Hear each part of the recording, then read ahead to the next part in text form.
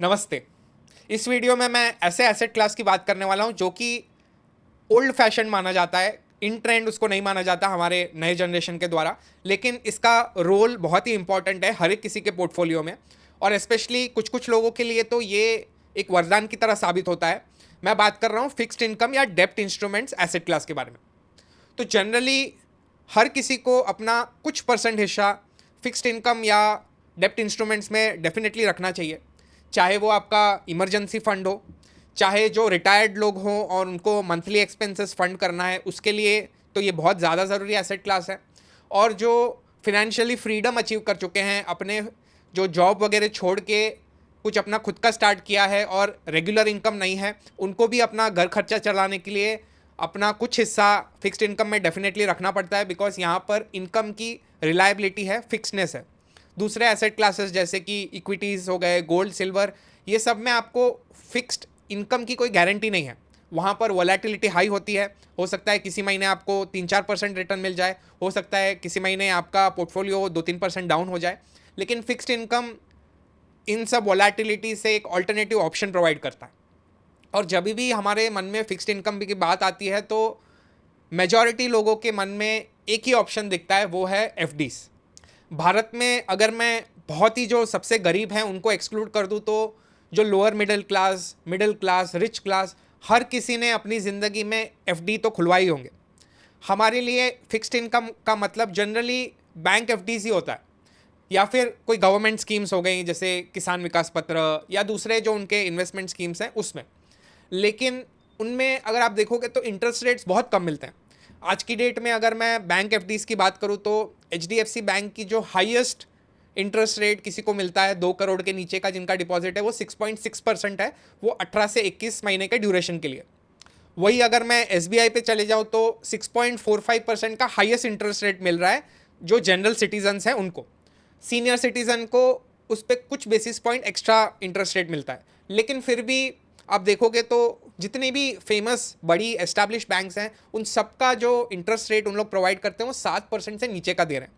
कुछ अगर आप छोटी बैंक्स में चले जाओगे या मिड साइज बैंक में चले जाओगे तो शायद आपको हो सकता है 7.5% या 8% तक का इंटरेस्ट रेट मिल जाए। लेकिन उससे ज़्यादा देने वाले कोई भी बैंक्स आपको जनरली नहीं मिलेंगे जो सेफ वेल एस्टैब्लिश्ड बैंक्स हैं। लेकिन क्या इतना इंटरेस्ट रेट या इतना रिटर्न्स काफ़ी है? क्या हमारे पास दूसरे ऑल्टरनेटिव्स हैं जहां पर हम लोग ये जो 6.5-7% मिल रहा है उससे ज़्यादा इंटरेस्ट रेट कमा पाएँ? तो इस वीडियो में मैं आपको डिटेल में कौन से ऐसे हमारे पास ऑप्शंस अवेलेबल हैं अपार्ट फ्रॉम बैंक एफडीज, जिसमें हम फिक्स्ड इनकम के तौर पे निवेश कर सकते हैं और हम फिक्स्ड रिटर्न्स वहाँ से पा सकते हैं। तो जो सबसे पहले ऑप्शन की मैं बात करूँगा वो उन इन्वेस्टर्स के लिए है जिनको सबसे ज़्यादा सेफ्टी चाहिए, उनको बिल्कुल भी रिस्क नहीं लेना है, लेकिन फिर भी बैंक एफडी से थोड़ा रिटर्न्स एक्स्ट्रा कमाना चाहते हैं। तो उनके लिए ये वाला ऑप्शन होगा कि आप सेंट्रल गवर्नमेंट या state government municipal bonds in सब में निवेश कर सकते हो, जहाँ पर आपको बैंक एफडी से थोड़ा बेटर रिटर्न देखने मिल सकता है। और आज के डेट में भारत में अभी तक कभी भी किसी भी central government, state government, municipality bonds ने डिफ़ॉल्ट नहीं किया है। मतलब ऐसा नहीं हुआ है कि किसी ने इनमें पैसे निवेश किए हों और उनके पैसे वापस ना मिले हो। इसका ये मतलब नहीं कि फ्यूचर में कभी ना हो, लेकिन अभी तक का ट्रैक रिकॉर्ड तो यही है कि किसी ने भी डिफ़ॉल्ट नहीं किया। और स्पेशली सेंट्रल गवर्नमेंट तो सॉवराइन गारंटीज़ माना जाता है। मतलब पूरे देश में जो सबसे सेफेस्ट फॉर्म ऑफ सिक्योरिटीज़ है, फिक्स्ड इनकम बॉन्ड्स हैं, वो सेंट्रल गवर्नमेंट के माने जाते हैं। तो आप डायरेक्टली बिना किसी ब्रोकर के, बिना किसी ऑल्टरनेट प्लेटफॉर्म के स्टेट गवर्नमेंट या सेंट्रल गवर्नमेंट के सिक्योरिटीज़ में इन्वेस्ट कर सकते हो। तो ये आरबीआई रिटेल डायरेक्ट की वेबसाइट है जहाँ पर आप अपना अकाउंट बना सकते हो। ऑब्वियसली आपको केवाईसी करनी पड़ेगी, आपके पैन डिटेल्स, आधार डिटेल्स वगैरह डालनी पड़ेगी। आप जैसे ही अकाउंट ओपन करोगे तो आप इसमें डायरेक्टली निवेश स्टार्ट कर सकते हो। तो ऑलमोस्ट हर हफ्ते सेंट्रल गवर्नमेंट, स्टेट गवर्नमेंट, ये लोग अपना नया नया बॉन्ड्स लाते रहते हैं और आरबीआई उनके लिए ये बॉन्ड्स इशू करता है, उनको मैनेज करता है। तो अभी के लिए सेंट्रल गवर्नमेंट का कोई नया बॉन्ड इशू चल नहीं रहा है और अगले हफ्ते मोस्टली आने वाले हैं सेंट्रल गवर्नमेंट के बॉन्ड्स। अभी के लिए जो ऑप्शंस अवेलेबल हैं वो हम देखते हैं स्टेट गवर्नमेंट के बॉन्ड्स। तो देखिए यहाँ पर आपको इंडिकेटिव यील्ड दिख रहा है। तो ये इंडिकेटिव यील्ड क्यों है, एग्जैक्ट यील्ड क्यों नहीं है? बिकॉज इस पे एक तरह की बिडिंग होगी और फिर उसके बाद फाइनल आपका इंटरेस्ट रेट डिसाइड होगा। तो बहुत ज़्यादा वेरिएंस नहीं होता, जैसे 7.43 दिखा रहा है अरुणाचल प्रदेश के गवर्नमेंट का, तो उस पर हो सकता है आपको 7.42 मिले या 7.44 मिले, हार्डली 1-2 बेसिस पॉइंट का डिफरेंस रहता है, बहुत ज़्यादा डिफरेंस नहीं रहता है। इसमें आप देखिए मैच्योरिटी भी दिख रहा है, इशू साइज भी दिख रहा है, नॉन क्यूमुलेटिव बिड भी दिख रहा है। तो non cumulative bid is for retail investors like us, ठीक है। तो इतने का आप इसमें इन्वेस्ट कर सकते हो, इतने करोर्स का। ऑब्वियसली हम छोटे इन्वेस्टर कुछ हज़ार कुछ लाख रुपए डालेंगे। तो अगर आप देखेंगे तो ये सारे ही स्कीम जो मैंने HDFC बैंक और SBI के इंटरेस्ट रेट्स बोले थे जो उन लोग ऑफर कर रहे हैं, जो हाईएस्ट अमाउंट वो लोग ऑफर कर रहे हैं, उन सबसे ज़्यादा इन लोग यील्ड या इंटरेस्ट रेट ऑफर कर रहे हैं, राइट। तो अगर मान लीजिए मुझे फॉर एग्जांपल मैं आंध्र प्रदेश के स्टेट गवर्नमेंट सिक्योरिटीज़ में बिड करता हूँ, और ये आपको इनका मैच्योरिटी भी दिख रहा है कब ये मैच्योर होंगे। तो मान लो मैं इसमें बिड कर रहा हूँ, हम लोग मिनिमम 10,000 रुपये से निवेश स्टार्ट कर सकते हैं, और 10,000 और उसके मल्टीपल में वो निवेश होता है। कुछ कुछ केसेस में ये जो फेस वैल्यू है या मल्टीपल है वो डिफरेंट भी होता है, लेकिन इस वाले केस में 10,000 रुपये है, तो इससे हम लोग निवेश स्टार्ट कर सकते हैं। तो अगर मैं सबमिट पे क्लिक करूँगा तो इसमें आपको सारे इसमें के डिटेल्स दिख जाती हैं, जैसे कि ये अरुणाचल प्रदेश का बॉन्ड है, किस टाइम पे इसका मैच्योरिटी है, क्या इसका बिड अमाउंट है, वगैरह वगैरह, राइट। तो अगर मैं येस पे क्लिक करूँगा तो it will take me to the payment page and I have to make the payment. तो इस तरह से हर हफ्ते RBI नए नए बॉन्ड्स इशू करती है, central government, state government, municipal bonds वगैरह के लिए, और आप इसमें निवेश कर सकते हो। और जैसे मैंने कहा कि safety wise majority of them are very safe, आज तक भारत में कोई भी डिफ़ॉल्ट नहीं हुआ है। तो आपको जो भी अच्छा लग रहा है वहाँ पर आप निवेश करके बेटर इंटरेस्ट रेट्स कमा सकते हो विथ मैक्सिमम सेफ्टी पॉसिबल। अभी आप बोलोगे कि अरुणाचल प्रदेश 7.43% क्यों दे रहा है, गुजरात 6.94% क्यों दे रहा है, हिमाचल प्रदेश 7.31 क्यों, सबके इंटरेस्ट रेट्स अलग अलग क्यों हैं? वो इसलिए क्योंकि उनके फिनेंसेस के बेसिस पे, कि अगर हिमाचल प्रदेश 6.94 पे बॉन्ड इशू करेगा तो चांसेस है कि कोई उसमें बिडिंग होगी नहीं, उसको जितने पैसे रेस करने वो रेस नहीं कर पाएगा, बिकॉज उसका फिनेंशियल गुजरात जितना अच्छा नहीं है। तो हर एक स्टेट का अपना जो फिनेंशियल पोजीशन है, जितना ज़्यादा स्ट्रॉन्ग रहेगा वो स्टेट का फिनेंसेस, उतने कम यील्ड में उसको पैसे विड्रॉ या पैसे वो ड्रॉ कर पाएगा। तो उसके बेसिस पे आप डिटरमाइन कर सकते हो। तो जनरली बहुत ज़्यादा हाई रिस्क में मत जाइए, मतलब जैसे आपको न्यूज़ वगैरह में सुनने मिलता है ना कि किसी स्टेट का फिनेंसेस की हालत बहुत ही ख़राब हो रखी है, टाइम पे सैलरी वगैरह नहीं दे पा रहे हैं, उन सरकारों के बॉन्ड से थोड़ा सा बचिए। लेकिन वो वाले भी अभी तक कभी डिफ़ॉल्ट नहीं किया, जिस दिन उनको इंटरेस्ट रेट या कूपन देना होता है उस दिन वो इंटरेस्ट रेट डेफिनेटली पे आउट करते हैं, आज तक कोई डिफ़ॉल्ट नहीं हुआ है। लेकिन जनरली आई वुड से कि उनसे आप बच सकते हैं। जो सेफ़ या जिनका फिनेंस स्टेट गवर्नमेंट का अच्छा चल रहा है उसमें आप निवेश करना कर सकते हो। और देखिए इसमें आपको नेक्स्ट कूपन डेट भी दिख रहा है कि ये लोग कब अपना पेमेंट देते हैं। तो मोस्टली ये लोग हर 6 महीने पे आपको इंटरेस्ट रेट देंगे। अब चलते हैं दूसरी कैटेगरी की ओर, और वो है डेब्ट म्यूचुअल फंड्स। तो डेब्ट म्यूचुअल फंड्स में भी कुछ ऐसी सब कैटेगरीज हैं जो कि आपको सेंट्रल और स्टेट गवर्नमेंट के जो आपको इंटरेस्ट रेट्स या यील्ड्स मिल रहे हैं उससे बेटर रिटर्न्स दे सकती हैं। तो जो एक कैटेगरी होती है वो है कॉर्पोरेट डेब्ट फंड, ठीक है। तो मेजॉरिटी जो बड़े बड़े AMCs हैं उन सबका एक कॉर्पोरेट डेब्ट फंड होता है। इनका जो मैंडेट होता है कि 80% इनका पैसा AAA रेटेड डेब्ट फंड्स में या डेब्ट बॉन्ड्स में ही इनको डालना पड़ेगा। तो जैसे फ्रैंकलिन का तो मैं बस एग्जांपल दे रहा हूँ, आप HDFC, ICICI, SBI किसी भी AMC के कॉर्पोरेट डेब्ट फंड में उसका एनालिसिस करके उसमें पैसे निवेश कर सकते हो। आपको वहाँ पर थोड़े बेटर रिटर्न्स मिलेंगे क्योंकि कॉर्पोरेट फंड्स या कॉर्पोरेट बॉन्ड्स बेटर रिटर्न्स देते हैं as compare to government bonds. तो यहाँ पर आप देखेंगे तो एक साल में 9.8% का इसने रिटर्न्स दिया है। तो safety wise also it is considered as very highly safe, because ये सबसे अच्छे रेटेड बॉन्ड्स में ही डालते हैं, एटलीस्ट 80% उनका पैसा उसी में सबसे अच्छे रेटेड बॉन्ड्स में ही होता है। और अपना रिटर्न्स को थोड़ा सा बढ़ाने के लिए थोड़ा परसेंट हिस्सा ये लो क्वालिटी या मैं कह सकता हूँ हाई यील्ड बॉन्ड्स में भी पैसा डालते हैं ताकि थोड़ा बेटर रिटर्न्स ये जनरेट कर पाएँ। तो ये एक सब कैटेगरी हो गई जो रिस्क एवर्स या जिनको सबसे कम रिस्क लेना है और डेब्ट म्यूचुअल फंड में डालना है वो इसमें आप डाल सकते हो। उसके बाद जो एक कैटेगरी है जो ज़्यादा रिटर्न्स देती है लेकिन उसमें रिस्क भी ज़्यादा होता है, तो इसका नाम में ही लिखा रहता है क्रेडिट रिस्क फंड। तो ये अगर आप देखेंगे तो इसने 10.2% का यील्ड या एक साल में रिटर्न्स दिया है। तो जैसे कि दिख रहा है क्रेडिट रिस्क फंड, तो ये ऐसे बॉन्ड्स में डालते हैं जहाँ पर यील्ड ज़्यादा हो।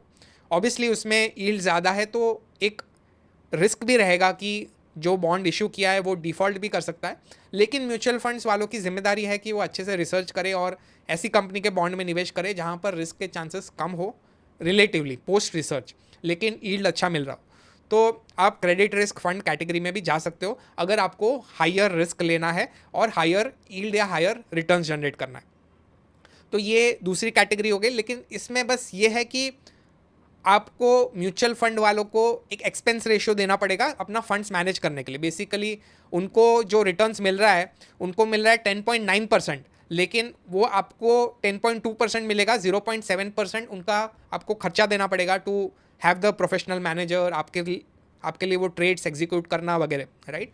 आप अगर चाहते हो कि आपके पास इनफ टाइम है, आप थोड़ा बहुत रिसर्च कर सकते हो और डायरेक्टली बॉन्ड्स में निवेश करना चाहते हो, तो आप इससे भी थोड़ा बेटर रिटर्न्स कमा सकते हो, सब्जेक्ट टू आप खुद डायरेक्टली बॉन्ड्स में इश्यू करते हो। तो वो हमारा होगा तीसरा ऑप्शन। तो तीसरा ऑप्शन है डायरेक्ट बॉन्ड्स में निवेश करना, ठीक है। डायरेक्ट बॉन्ड्स में निवेश करने से पहले फिक्स्ड इनकम इन्वेस्टिंग की 2-3 बहुत ही बेसिक रूल्स हैं, उसके बारे में जानना बहुत ज़रूरी है। पहली चीज़ तो अपना प्रिंसिपल रिस्क में नहीं डालना है, राइट। कुछ लोग क्या होता है कि सिर्फ इंटरेस्ट रेट की लालच में बिना सोचे समझे जो सबसे ज़्यादा इंटरेस्ट रेट दे रहा है ब्लाइंडली उसमें निवेश कर देते हैं। अभी ऐसा होगा ना कि आपको दिखने के लिए अच्छा लगेगा कि बाकी सब लोग अगर 10% दे रहे हैं तो ये 12% दे रहा है या 11% दे रहा है, तो मैं निवेश कर देता हूँ। तो आपको जब तक इंटरेस्ट मिल रहा है तब तक तो ठीक है, लेकिन समझो वो कंपनी डिफ़ॉल्ट हो गई, वो इंटरेस्ट पेमेंट्स नहीं कर पा रही है, या फिर आपका जो प्रिंसिपल है वो लौटा नहीं पा रही है, तो वो जो आधा या 1% आप ज़्यादा कमा रहे थे वो आपके लिए यूजलेस लगेगा, बिकॉज आपका मेन प्रिंसिपल ही एट रिस्क आ गया। तो कभी भी फिक्स्ड इनकम में निवेश करते हो तो एक चीज़ आपको सबसे पहला प्रायोरिटी है कि आप ऐसे कंपनी के बॉन्ड्स में डालें जहां पर आपको रिलेटिव सर्टेनिटी है कि आपका प्रिंसिपल अमाउंट वापस आएगा, वो रिस्क पे ना हो। और वो चीज़ तभी पॉसिबल है जब जिस कंपनी के बॉन्ड्स आप ले रहे हो वो उसका धंधा कंटिन्यूसली चलता रहे, उसके पास वापस पैसे पे करने के लिए इतना वो प्रॉफिट या उसके पास इतनी फिनेंशियल पोजीशन हो कि आपको कंटिन्यूसली इंटरेस्ट और आपका टाइम पे प्रिंसिपल लौटा सके। तो वो सबसे इम्पॉर्टेंट पैरामीटर है कभी भी किसी भी डायरेक्ट फिक्स्ड इनकम सिक्योरिटी में इन्वेस्ट करने से पहले, जो कि आपको बैंक एफडीज़ में वो रिस्क बहुत कम रहता है, इसलिए लोग ज़्यादा से ज़्यादा बैंक एफडीज़ में प्रीफर करते हैं। बिकॉज 5 लाख तक तो आपको इंश्योरेंस मिलता है, अगर आपने 5 लाख से ज़्यादा की एफडी बनाई है तो आपको इंश्योरेंस सिर्फ 5 लाख तक ही मिलेगा। लेकिन डायरेक्ट अगर आप कॉर्पोरेट बॉन्ड्स में डाल रहे हो तो आपको इतना मेहनत करनी पड़ेगी, उतना रिसर्च करना पड़ेगा। दूसरा पैरामीटर है कि आपका जो बॉन्ड है वो सिक्योर्ड है या अनसिक्योर्ड है। तो अनसिक्योर्ड का मतलब ये कि कंपनी ने वो बॉन्ड इशू किया है लेकिन उसके पीछे कोई कोलैटरल या कोई सिक्योरिटी नहीं है। तो वो बहुत ही सिंपल है कि जैसे आप पर्सनल लोन लेते हो तो बैंक आपसे कोई कोलैटरल नहीं लेता, आपके नाम पे आपको वो दे देता है। तो कल उठ के डिफ़ॉल्ट कर लिया आपने तो आपकी गाड़ी या घर वगैरह वो डायरेक्टली अटैच नहीं कर सकता, क्योंकि उसने वो कोलैटरल उसके सामने नहीं लिया हुआ है। दूसरा है सिक्योर्ड। सिक्योर्ड में भी 2 कैटेगरी होती हैं, एक होता है सीनियर सिक्योर्ड और दूसरा होता है सिक्योर्ड। तो अगर मान लो वर्स्ट के सिनारियो में कंपनी डिफ़ॉल्ट हो गई तो जो कोलैटरल उसके पास है, जो भी एसेट्स उसके पास हैं वो लिक्विडेट होंगे, उनको बेचे जाएंगे, और जो पैसा निकलेगा उसमें सबसे पहले सीनियर सिक्योर्ड वालों को वो पैसे रिटर्न किए जाएंगे, उसके बाद सिक्योर्ड वालों को दिए जाएंगे, उसके बाद अगर कुछ पैसा बचा तो अनसिक्योर्ड वालों को दिए जाएंगे। तो जब भी आप बॉन्ड्स को इवेलुएट करो तो सबसे पहले ऐसी कंपनी का बॉन्ड लो जो कि बहुत ही हाई चांसेस है कि वो डिफ़ॉल्ट ना करे, मतलब सेफ रिलायबल कंपनी हो।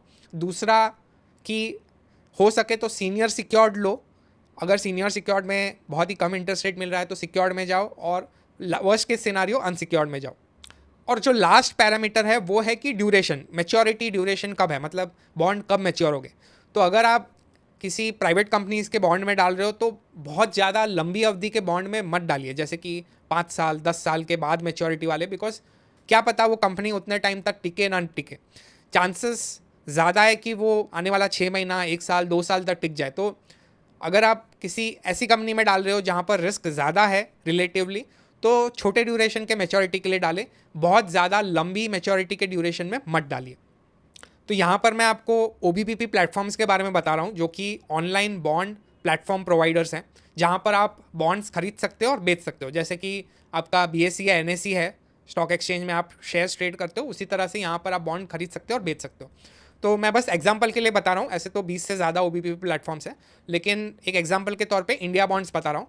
यहाँ पर आप देखेंगे तो आपको कौन से बॉन्ड्स अवेलेबल हैं उनके रिलेटेड काफ़ी सारी डिटेल्स दिख जाएंगी। तो जैसे कि ये न्यू अराइवल्स में दिखा रहा है कितना यील्ड देगा, तो 11.25% देगा, कौन सी कंपनी का है, श्रीराम फाइनेंस कॉर्पोरेशन का है, किस तरह का बॉन्ड है, सिक्योर्ड है, सीनियर सिक्योर्ड है, अनसिक्योर्ड है, तो ये सिक्योर्ड है, कितना इसका अमाउंट है, मिनिमम अमाउंट, जैसे 98,000 दिखा रहा है, मतलब मिनिमम इसका 1 लाख रुपए का आपका निवेश रहेगा। उसी तरह से केरला इंफ्रास्ट्रक्चर का भी है जो कि आपको 9.65% का यील्ड दे रहा है और आपको इतना निवेश करना पड़ेगा, स्टेट गवर्नमेंट बैक्ड बॉन्ड्स हैं। तो आप डिफरेंट कैटेगरीज के हिसाब से इसको क्लासीफाई कर सकते हो। जैसे यहाँ पर हाई यील्डिंग बॉन्ड्स हैं, 12% के आसपास दे रहा है, 11.5, 11.45।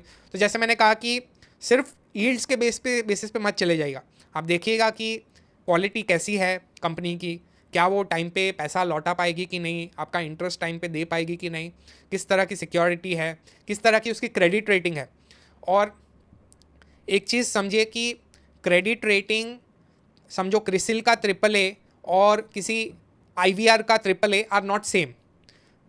तो क्रेडिट रेटिंग्स में हमेशा आपको प्रोबेबिलिटी ऑफ डिफ़ॉल्ट देखना होगा, वो कहाँ दिखेगा, उस कंपनी की वेबसाइट पे दिखेगा। तो जनरली माना जाता है कि क्रिसिल सबसे अच्छा, सबसे स्ट्रिंजेंट माना जाता है। मतलब अगर क्रिसिल ने किसी को AAA दिया है तो जनरली माना जाता है कि बहुत ही अच्छी कंपनी है, डिफ़ॉल्ट के चांसेस बहुत कम रहेंगे। तो क्रिसिल है, उसके बाद केयर और इकरा मैं उसको सिमिलर लेवल पे मानता हूँ, और उसके बाद दूसरी जो बाकी कंपनीज हैं वो। तो किस कंपनी से क्रेडिट रेटिंग मिली है और किस तरह की क्रेडिट रेटिंग मिली है वो भी बहुत ज़्यादा ज़रूरी है। मान लो जैसे कि इसको केयर की BBB+ रेटिंग मिली है और मान लो इसको केयर का A रेटिंग मिली है, तो एक नॉच इसका बेटर रेटिंग्स है। तो अगर मान लिया for example same interest rate पे मिल रहा है, सेम तरह का बॉन्ड है, सेम तरह का मैच्योरिटी है, तो मैं केयर A वाले को सिलेक्ट करूंगा as compare to care BBB+। तो क्रेडिट रेटिंग भी सबसे अच्छी जो क्रेडिट रेटिंग है और अच्छा यील्ड दे रही है उसको आप प्रेफर कर सकते हो। तो जैसे ये हाई यील्डिंग हो गए, फिर ये स्टेट गवर्नमेंट के हो गए। तो बीच में आप सुन रहे थे ना कि केरला के फिनेंसेस अच्छे नहीं चल रहे हैं, उसके डेप्ट काफ़ी बढ़ गया है, इसलिए आप देख रहे हो कि केरला गवर्नमेंट के जो इंफ्रास्ट्रक्चर बॉन्ड्स है वो इतने हाई इंटरेस्ट रेट दे रहे हैं, बाकी किसी भी स्टेट गवर्नमेंट के इतने 9% से ज़्यादा के इंटरेस्ट रेट्स नहीं देते हैं। तो अगर आपको ऐसा लगता है कि केरला स्टेट गवर्नमेंट डिफ़ॉल्ट नहीं करेगी, इसमें आप निवेश कर सकते हो, तो ये आपके लिए एक अपॉर्चुनिटी बन सकती है कि बिकॉज अभी केरला के फिनेंसेस इतने अच्छे नहीं चल रहे, इसलिए इतना आपको हाई यील्ड इनमें मिल रहा है। फिर कितना मिनिमम अमाउंट निवेश कर सकते हो उसके बेसिस पे भी बॉन्डिंग की हुई है। सिक्योर्ड है क्या, तो सिक्योर्ड वाली अलग कैटेगरी है। GSEC या स्टेट डेवलपमेंट लोन्स वगैरह हैं, तो GSEC देखिए आप, ये आपको 7.25% का यील्ड मिल रहा है, लेकिन इसकी मैच्योरिटी देखिए 2074, 50 साल का बॉन्ड है, तो इसमें जनरली लिक्विडिटी कम रहती है। तो वो चीज़ आपको ध्यान रखनी है कि अगर आप बहुत ज़्यादा लंबी ड्यूरेशन का बॉन्ड लोगे तो फिर आपको अगर बीच में पैसों की ज़रूरत होगी, आपको बेचना होगा, तो तुरंत आज के आज पैसा नहीं मिलेगा, आपको कुछ देर हो सकता है वेट करना पड़े, कुछ दिन के बाद आपका लिक्विडेट हो। जैसे रियल एस्टेट में आप अगर प्रॉपर्टी बेचने निकलोगे तो ऐसा ज़रूरी नहीं कि उसी दिन आपको पैसे मिल जाए। तो ये आप डिफरेंट कैटेगरीज के हिसाब से इसको कैटेगराइज किया हुआ है और ये आप एक्सप्लोर कर सकते हो, आपको जिस तरह का इन्वेस्टमेंट सूट करता है आप ले सकते हो।